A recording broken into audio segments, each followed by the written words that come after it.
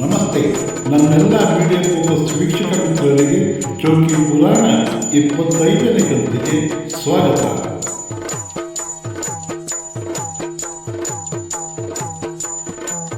ಕಾಣೋಣ, ನಿನ್ನ ತಂದೆಯನ್ನು ಕಾಣೋಣ, ತಂದೆಯನ್ನು ಕಾಣೋಣ. ಅಪ್ಪಯ್ಯ, ಎದುರು ಬಂದು ಈಗ ನನಗೆ ಉತ್ತರ ಹೇಳಬೇಕು. ನಾ ಪ್ರಶ್ನಿಸಿದ್ದಕ್ಕೆ ವಿಪರೀತವಾದದ್ದನ್ನೇ ಆಡ್ತಾ ಹೋದವನು. ನಿನ್ನನ್ನು ಬದುಕಿಸಿದ ಬಲ ಯಾವುದು ಅಂತ ನನಗೆ ತೋರಿಕೊಡಬೇಕು. ವಿಷವನ್ನು ವಿಷ ಅಂತ ವ್ಯವಹರಿಸುವವರು ಹುಚ್ಚರಲ್ಲ. ಆನೆಯಲ್ಲಿ ಬಲ ಉಂಟು ಅಂತ ತಿಳಿದವರು ಮಾಂದ್ಯರಲ್ಲ, ಮತಿಮಾಂದ್ಯ ಹೊಂದಿದವರಲ್ಲ. ವಸ್ತುಸ್ಥಿತಿಯನ್ನು ವಿಪರೀತವಾಗಿಸಿದ, ಅದರಿಂದ ಆಗಬೇಕಾದ ಸಹಜಾನುಭವದಿಂದ ವಿವಂಚಿತನಾಗುವಂತೆ ನಿನ್ನನ್ನು ರಕ್ಷಿಸಿದ ಬಲ ಯಾವುದದು? ಸುಮ್ಮನಾವುದೋ ಒಂದು ಹೆಸರನ್ನಾಡುವುದೋ ಗುರುತನ್ನು ತೋರುವುದೋ ಸಾಕಾಗುವುದಿಲ್ಲ. ನೀ ಹೇಳಿದ ಹೆಸರನ್ನು ಹೊತ್ತವನು ಈ ತನಕ ಪ್ರತಿಪಾದಿಸ್ತಾ ಬಂದವನನ್ನು ಆರಾಧಿಸುವವರು, ಅವನನ್ನಾರಾಧಿಸುವವರು ದುರ್ಬಲರಾಗಿ ನಿರ್ಬಲರಾಗಿ ನನ್ನ ಮುಂಭಾಗದಲ್ಲಿ ಕೈಕಟ್ಟು ನಿಂತದ್ದು ಇತಿಹಾಸ. ಅವರನ್ನು ರಕ್ಷಿಸದ ಯಾವ ಬಲದಿಂದ ನೀ ರಕ್ಷಿತನಾದೆ? ಲೋಕದಲ್ಲಿ ಯಾಗಯಜ್ಞಾದಿಗಳ ಮೂಲಕವಾಗಿ ಅರ್ಪಿಸುವ ಹವಿಸ್ಸಿನ ಶಕ್ತಿಯನ್ನು ನಾನಾಗಿ ಸ್ವೀಕರಿಸುವಷ್ಟು ಯೋಗ್ಯತೆಯನ್ನು ಬೆಳೆಸಿಕೊಂಡು ಏರಿ ನಿಂತ ಅಪ್ಪ ಇವ. ದೇವತೆಗಳ ಶಕ್ತಿ ಹ್ರಾಸವಾಗಿ ಅಧೀನರಾಗಿ ಆಜ್ಞಾಪಾಲಕರಾಗಿ ನಿಂತಿರುವಾಗ ಅವರನ್ನೂ ರಕ್ಷಿಸುವುದಕ್ಕೂ ಯಾವ ಬಲವೂ ಒದಗದಿರುವಾಗ ನೀ ಯಾರ ಬಲದಿಂದ ರಕ್ಷಿತನಾದೆ? ನನಗಿರುವ ಬಲವೋ ಅಪ್ಪ? ನನಗೆ ಬಲವೊಬ್ಬನದು ಕೇಳೈ ಜನಕ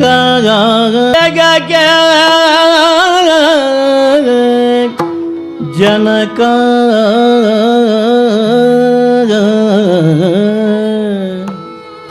ಶ್ರೀವನಿತೆಯ ರಸನ ಬಲವೇ ಬಲವತಿ. ಆ ಆ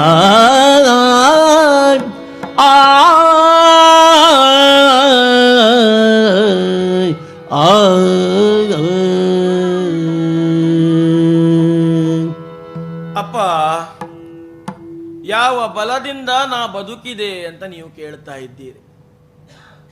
ಇದುವರೆಗೆ ಪ್ರಪಂಚದ ಎಲ್ಲಾ ಬಲಶಾಲಿಗಳನ್ನು ಮೆಟ್ಟಿ ನಿಂತ ಬಲದ ಎದುರಿನಲ್ಲಿ ಪ್ರಹ್ಲಾದ, ನೀ ನನ್ನನ್ನೇ ಎದುರಿಸಿ ನಿಂತೆಯೋ ಅಂತ. ಖಂಡಿತವಾಗಿ ನಿಮ್ಮನ್ನು ಎದುರಿಸಿ ನಿಲ್ತೇನೆ, ನಿಮ್ಮನ್ನು ಎದುರು ಹಾಕಿಕೊಳ್ತೇನೆ ಅಂತ ಹೊರಟ ಮಗ ಅಲ್ಲಪ್ಪ ನಾನು. ನನಗೊಂದು ಬಲ ಉಂಟು, ನಿಮಗೊಂದು ಬಲ ಉಂಟು, ಅದು ನಮ್ಮಿಬ್ಬರನ್ನು ಬೆಳೆಸ್ತಾ ಉಂಟು. ಹಾಗಲ್ಲಪ್ಪ, ಅದು ಪ್ರಪಂಚದಲ್ಲಿ ಇರುವುದು ಬಲ ಒಂದೇ.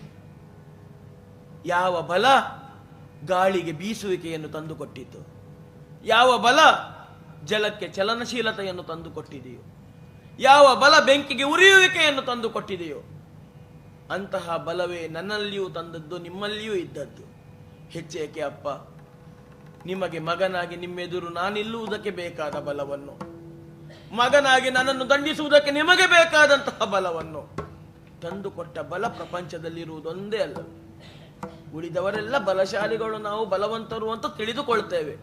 ಆದರೆ ನಿಜವಾಗಿರುವ ಬಲ ಯಾವುದು ಕೇಳಿದರೆ ಸಕಲ ಚರಾಚರ ವಸ್ತುಗಳ ಒಳಗೆ ತಾನಿದ್ದು ಅದನ್ನು ಮೀರಿ ನಿಂತಹ ಬಲ ಅಪ್ಪಯ್ಯ.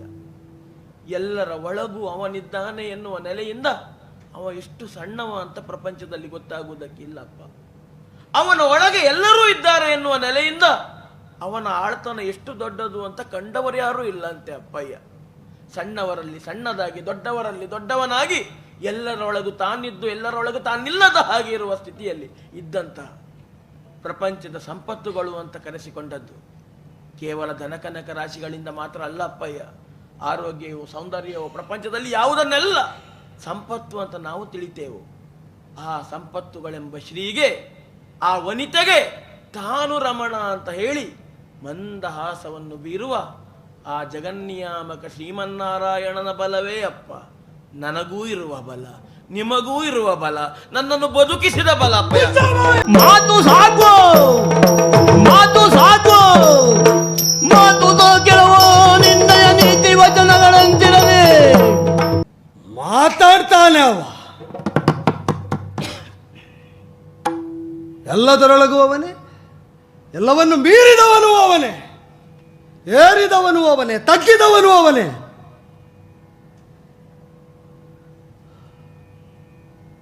ಅಪ್ಪ ಹೇಳಿದ ಮಾತಿನಲ್ಲಿ ಅವ ಅಂತ ಕಾಣಲಿಲ್ಲ ನಿನಗೆ.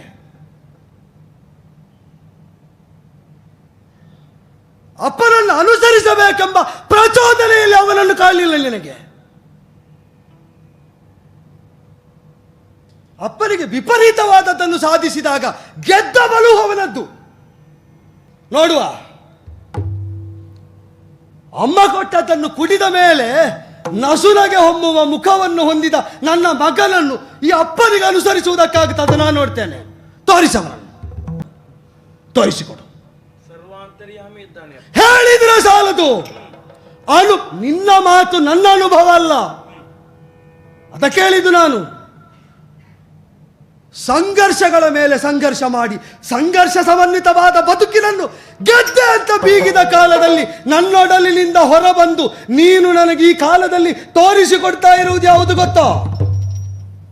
ಒಳಗೆ ಹುಟ್ಟಿದ ದ್ವಂದ್ವಗಳನ್ನು ನೀಗುವ ಅಂತರಂಗದ ಸಂಘರ್ಷಕ್ಕಿಂತ ಜೀವಕ್ಕೆ ಮತ್ತೊಂದು ಸಂಘರ್ಷ ಇಲ್ಲ ಅಂತ.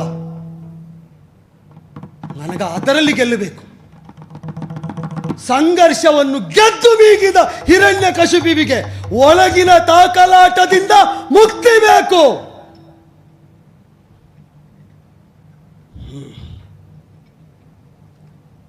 ನೋಡೋಣ.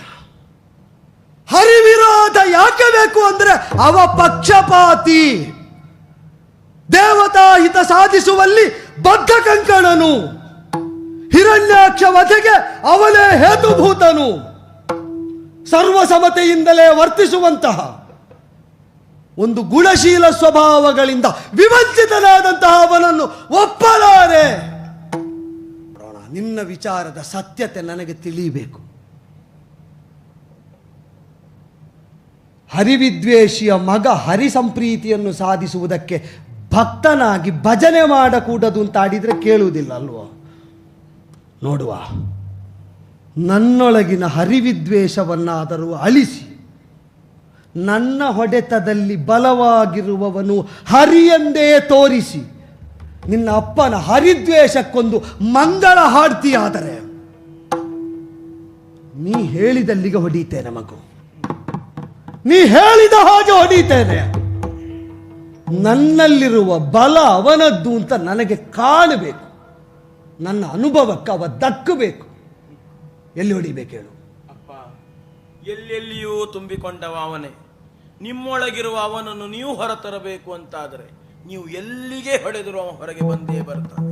ಎಲ್ಲೆಲ್ಲಿಯೂ ತುಂಬಿರುವ ಅಮೂರ್ತವಾಗಿ ಮಾತುಗಳನ್ನಾಡ್ತಾ ಇರುವುದು ಆಗಿನಿಂದ ಕೇಳ್ತಾ ಇದ್ದೇನೆ. ಮೂರ್ತ ಸ್ವರೂಪದಲ್ಲಿದ್ದ ವಜ್ರಸ್ತಂಭ ಇದರಲ್ಲಿದ್ದಾನೋ ಅಂತ ಪ್ರಶ್ನೆ ಈಗ. ಅದರಲ್ಲಿ ನಿರ್ದಿಷ್ಟವಾಗಿ ನೀನು ಹೇಳಿದವನು ಮಗನಿಗೆ ಹೊಡೆದರೆ ಹರಿ ಮಗನಿಗೆ ಕಾಣ್ತದಾದರೆ ಇನ್ನು ಮಗನಿಗೆ ಹೊಡೆತ ಇಲ್ಲ, ಕಂಬಕ್ಕೆ ಹೊಡೀತೇನೆ. ಹೊಡೆತದಲ್ಲಿ ನನಗೆ ಹರಿ ಕಾಣಬೇಕು. ಇಲ್ಲಿದ್ದಾನೋ? ಅದರಲ್ಲಿಯೇ ಇದ್ದಾನೆ. ಇಲ್ಲಿದ್ದಾನೋ? ಹೊಡೆದರೆ ಕಾಣ್ತಾನೋ? ತೆಗೆದದಕ್ಕೆ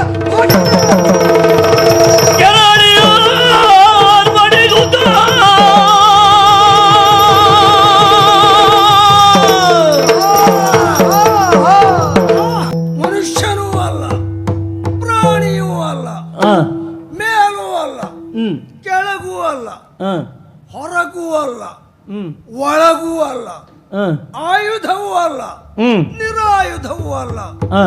ಇಂಥ ಸ್ಥಿತಿಯಲ್ಲಿ ಮರಣ ಬರಲಿ ವರ ಪಡೀತಾನೆ. ದೇವರನ್ನೇ ವಂಚಿಸುವ ವರ. ಆದರೆ ಮೂಲದಲ್ಲಿಯೇ ತಾನು ವಂಚನೆಗೆ ಒಳಗಾಗಿದ್ದೇನೆ ಎನ್ನುವುದನ್ನು ಮರೆಯುತ್ತಾನೆ. ಹಾಗಾಗಿಯೇ ಮನುಷ್ಯನೂ ಅಲ್ಲದ, ಪ್ರಾಣಿಯೂ ಅಲ್ಲದ ನಾರಸಿಂಹನಾಗಿ ಮೇಲೂ ಅಲ್ಲದ ಕೆಳಗೂ ಅಲ್ಲದ ತೊಡೆಯ ಮೇಲೆ ಮಲಗಿಸಿ ಒಳಗೂ ಅಲ್ಲದ ಹೊರಗೂ ಅಲ್ಲದ ಹೊಸ್ತಿನ ಮೇಲೆ ಕುಳಿತು ಹಗಲು ಅಲ್ಲದ ರಾತ್ರಿಯೂ ಅಲ್ಲದ ಮುಸ್ಸಂಜೆಯ ಹೊತ್ತಿನಲ್ಲಿ ಆಯುಧವೂ ಅಲ್ಲದ ನಿರಾಯುಧವೂ ಅಲ್ಲದ ಉಗುರಿನಿಂದ ಇವಳ ಉದರವನ್ನ ಸೇರಿ ಕೊಂದು ಮುಗಿಸಿದ್ದೇನೆ. ದೇವರನ್ನ ವಂಚಿಸುವುದಕ್ಕೆ ಹೊರಟಂತ ಇವನನ್ನು ಮುಗಿಸಿ ಬ್ರಹ್ಮನ ವರವನ್ನು ಸತ್ಯವಾಗಿಸಿದ್ದೇನೆ.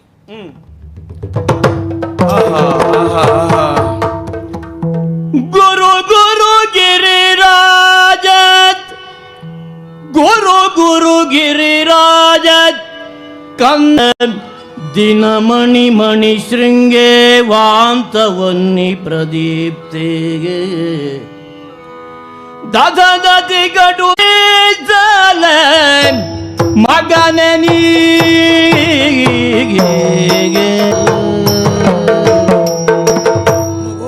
ಭಗವಂತ ಸಂತೋಷವಾಗಿದೆ ಮಗು. ದೇವರೇ, ಸಂಸ್ತುತಿಸುತ್ತಾ ಇದ್ದಿ. ನಿನ್ನ ಮಾತನ್ನು ಅಂದರೆ ಪರಮ ಭಾಗವತನಾಗಿರುವಂಥ ನಿನ್ನ ಮಾತನ್ನು ಸತ್ಯವಾಗಿಸುವುದಕ್ಕೆ ಬೇಕಾಗಿ ಕಂಬದಿಂದಲೇ ನಾನು ಒಡೆದು ಬಂದೆ. ಕೆಲವು ಕಾರಣಗಳುಂಟು ಮಗು. ನಾರಸಿಂಹನಾದದ್ದು ಬ್ರಹ್ಮನ ವರಕ್ಕೆ ಸಂಬಂಧಪಟ್ಟು. ಕಂಬದಲ್ಲಿ ಇದ್ದಾನೋ? ಹೌದು, ಇದ್ದಾನೆ. ನಿನ್ನ ದೃಢವಾದಂತಹ ಮಾತು ಅಷ್ಟೇ ಏಕಾಗ್ರತೆಯಿಂದ ಆತ ಗದೆ ಎತ್ತಿ ಬಡಿದಾಗ ಆ ಏಕಾಗ್ರತೆಗೂ ಉಳಿದು ಕಂಬದಿಂದಲೇ ನಾನು ಹೊರಬಂದೆ. ಮಗು, ತಂದೆ, ನಿನ್ನ ಭಕ್ತಿಗೆ ಮೆಚ್ಚಿದ್ದೇನೆ. ಬೇಕಾದ ವರವನ್ನು ಕೇಳು ಕೇಳು ಮಗು. ತಂದೆ, ನೀ ಬಂದು ದಯ ತೋರಿ ಎದುರು ನಿಂತ ಕಾಲಕ್ಕೆ ಇನ್ನೂ ಬೇಕು ಅನ್ನುವಂತಹ ಭಾವ ಎನ್ನುವುದು ನಮ್ಮಲ್ಲಿ ಮೂಡ್ತದೆ. ಹೌದು ಅಂತಾದರೆ ನಿನ್ನ ಸಂದರ್ಶನವನ್ನೇ ನಾ ಮಾಡಿದ್ದು ಸುಳ್ಳು ಅಂತ ಆಗುತ್ತದೆ. ಜಗತ್ತಿನ ಬೇಕು ಬೇಕು ಬೇಕು ಅನ್ನುವುದರಿಂದ ಸಾಕೆನಿಸುವಂತಹ ಬದುಕು ನನಗೆ ಬೇಕು ತಂದೆ. ಹಾಗಾಗಿ ಬದುಕಿನಲ್ಲಿ ಕಾಮಿತಗಳೇ ಮೊಳೆಯದ ರೀತಿಯಲ್ಲಿ, ಕಾಮನೆಗಳೇ ಇಲ್ಲದ ರೀತಿಯಲ್ಲಿ ನನಗೆ ಸಂತೋಷ ಬೇಡ, ನನಗೆ ಸುಖ ಬೇಡ, ನನಗೆ ಆನಂದ ಬೇಕು ದೇವರೇ. ಆ ಆನಂದದ ಧಾಮ ನೀ ಕರುಣಿಸಬೇಕು ನನಗೆ. ಮಗು, ಖಂಡಿತ ಅನುಗ್ರಹಿಸುತ್ತೇನೆ. ಅದ್ವೈತವನ್ನು ಅರ್ಥ ಮಾಡಿಕೊಂಡವನು ನೀನು. ದೇವ ಮತ್ತು ಜೀವ ಒಂದೇ. ಜೀವ ದೇವನನ್ನು ಸೇರಿದಾಗ ಅದೇ ಕೈವಲ್ಯ, ಅದೇ ಮೋಕ್ಷ, ಪರಮ ಪದ, ಅದೇ ಆನಂದದಾಯಕವಾದದ್ದು. ಇದನ್ನು ಅಪೇಕ್ಷಿಸ್ತೀನಿ. ನೀನು ವೈಕುಂಠದಲ್ಲಿದ್ದರೂ ಒಂದೇ, ಶೋಣಿತಾಪುರದಲ್ಲಿದ್ದರೂ ಒಂದೇ. ಈ ಮನ್ವಂತರದವರೆಗೆ ನೀನು ಶೋಣಿತಾಪುರವನ್ನು ಆಳಿಕೊಂಡು ಭಕ್ತ ಪ್ರಹ್ಲಾದನಾಗಿ ಸುಖವಾಗಿ ಬದುಕಬೇಕು. ತಂದೆ, ಒಂದು ಕೋರಿಕೆ ಉಂಟು. ದೈತ್ಯ ಕುಲದಲ್ಲಿ ಸಂಜನಿಸಿದರೂ ಕೂಡ ನೀನೊಬ್ಬ ವರ್ಗ ವಿರೋಧಿ ಅಂತ ನಿನ್ನ ಕುರಿತಾಗಿರುವಂತಹ ವಿಷಯಗಳಿಗೆ ನೀನೊಂದು ವರ್ಗದ ವಿರೋಧಿ ಅಲ್ಲ, ಕೇವಲ ದೌಷ್ಟ್ಯದ ವಿರೋಧಿ ಎನ್ನುವುದನ್ನು ತೋರಿಸಿಕೊಟ್ಟವನಿದ್ದ. ಖಂಡಿತ ಅದೇ ದೈತ್ಯ ಕುಲದಲ್ಲಿ ಹುಟ್ಟಿ ಬಂದ ಪ್ರಹ್ಲಾದನಿಗೆ ವರದನಾಗಿ ಕಾಣಿಸಿಕೊಂಡವ. ತಂದೆ ಮಾಡಿದ ದುಷ್ಕೃತಿಗಳಿಂದ ಪಾಪವನ್ನು ಪಡೆದಿದ್ದಾನೆ ಅಂತ ಮನಸ್ಸು ಹೇಳುತ್ತದೆ. ತಂದೆಗೆ ಪಾಪದ ಬಾಧೆಗಳು ಬರದ ರೀತಿಯಲ್ಲಿ ಅವನು ದುಷ್ಟನಾಗಿದ್ದರೂ ಕೂಡ ಅವನ ದೌಷ್ಟ್ಯ ನಿವಾರಣೆ ಆದ ಬಳಿಕ ಅವನಿಗೊಂದು ಮುಕ್ತಿ ಪದವೋ ಮೋಕ್ಷ ಪದವೋ ದೊರಕುವ ಹಾಗೆ ಪ್ರಪಂಚಕ್ಕೆ ನಿನ್ನ ಅನುಗ್ರಹ ಆಗುವ ರೀತಿಯಲ್ಲಿ ತಂದೆ ನೀನು ಅನುಗ್ರಹಿಸಬೇಕು. ಯಾಕಂದ್ರೆ ದೇವನಾದಂತಹ ನೀನು ಮನಸ್ಸು ಮಾಡಿದೆ ಅಂತಾದರೆ ಪ್ರಪಂಚದಲ್ಲಿ ಏನೂ ಸಂಭವಿಸುವುದಕ್ಕೆ ಸಾಧ್ಯ ಆಗುತ್ತದೆ. ಹಾಗಾಗಿ ನಿನ್ನದಾದಂತಹ ಕಾರುಣ್ಯಕ್ಕೆ ಎರಡು ಸ್ವರೂಪಗಳಂತೆ, ಒಂದು ನಿಗ್ರಹ, ಒಂದು ಅನುಗ್ರಹ.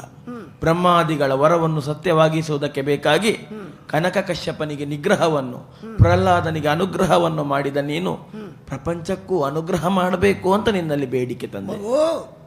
ನಿನ್ನಂತ ಭಕ್ತಾಗ್ರೇಸರನ್ನು ಮಗನಾಗಿ ಪಡೆದಂತ, ಪರಮ ಭಾಗವತರನ್ನೇ ಮಗನಾಗಿ ಪಡೆದಂತ ಹಿರಣ್ಯ ಕಶ್ಯಪಿಗೆ ಎಲ್ಲಿ ನರಕ? ಅವನಿಗೆ ಶಾಶ್ವತವಾದಂಥ ಮೋಕ್ಷ ಮಾತ್ರ ಅಲ್ಲ, ನಿನ್ನ ಹಿಂದಿನ 21 ತಲೆಮಾರಿನ ಪಿತೃಗಳೆಲ್ಲ ಉದ್ಧಾರವಾದರೂ ಶುಭವಾಗುತ್ತೆ. ತಂದೆ, ಅಂತೂ ಪ್ರಹ್ಲಾದನೆಂಬ ಸಣ್ಣ ಬಾಲಕನ ಭಕ್ತಿಗೆ ಬೇಕಾಗಿ ಒಲಿದು ಬಂದವನು ನೀನು. ನಿಜವಾಗಿ ತಂದೆ ಈಗ ಅರ್ಥ ಆಗುತ್ತದೆ, ಮಾಡುವ ಭಕ್ತಿಗೆ ವಯಸ್ಸು ಮುಖ್ಯ ಅಲ್ಲ. ಆ ಭಕ್ತಿ ಎನ್ನುವುದಿದ್ರೆ ಭಗವಂತನೇ ತನವನಾಗಿ ಒಲಿದು ಬರ್ತಾನೆ ಅಂತ. ನನ್ನನ್ನು ಭಕ್ತ ಅಂತ ನೀನು ಹೇಳಿದ ಬಳಿಕ ನಾನು ಬದುಕಿರುವಲ್ಲಿಯವರೆಗೂ ನಿನ್ನಲ್ಲಿ ಆ ಭಕ್ತಿ ಶ್ರದ್ಧೆಗಳು ಇರುವಂತ ಬುದ್ಧಿಯನ್ನೂ ಅನುಗ್ರಹಿಸಬೇಕು. ಮಂಗಳವಾಗಿ. ಉದಯ ರವಿ ಸಹಸ್ರ ಜ್ಯೋತಿತ. ಗೆಳೆಯರೆ, ನೀವಿನ್ನೂ Media Focus YouTube channel subscribe ಆಗಿರದಿದ್ದರೆ ತಕ್ಷಣ ಸಬ್ಸ್ಕ್ರೈಬ್ ಆಗಿ ಅಭಿಪ್ರಾಯ ತಿಳಿಸಿ. ಮತ್ತೊಂದು ಸಂಚಿಕೆಯನ್ನು ಮುಂದೆ ಬರುತ್ತೇವೆ. ಅಲ್ಲಿಯವರೆಗೆ ಜೈ ಹಿಂದ್.